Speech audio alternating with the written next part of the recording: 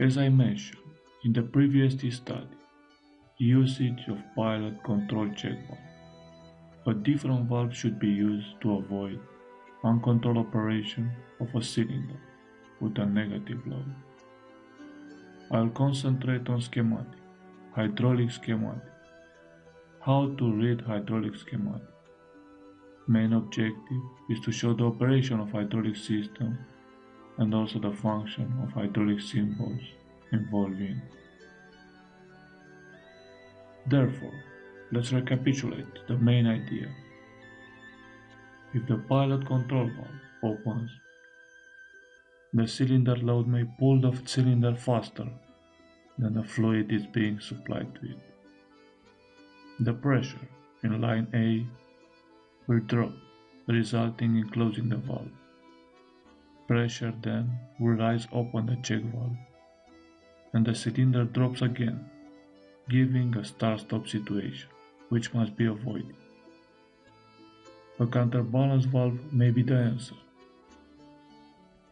Let's construct a circuit and adding a directional control valve. The circuit shows a double-acting cylinder attached with a heavy load. If the directional control valve is switched to extend the cylinder, the load may pull the piston rod out faster than the oil entering the cap end. This situation must be avoided and can be prevented if a counterbalance valve is placed. This valve is a normally closed pressure control valve. Now, let's check further and notice when the cylinder is stationary or locking position, the load attached to the cylinder piston rod creates a pressure. If this pressure is below the set point of a counterbalance, the load cannot move. In our example, the load creates a pressure of 69 bars. Counterbalance valve is set and opens at 83 bars. The difference of 14 bars is achieved by the system pressure acting on piston at the cap end during extension, and load will be lowered in a controlled manner. To retract the cylinder, a check valve is installed in the circuit and allows the fluid to bypass the counterbalance valve. This check valve is typically part of the counterbalance valve. Also, I will add that the counterbalance valve is an improved pilot-operated check valve.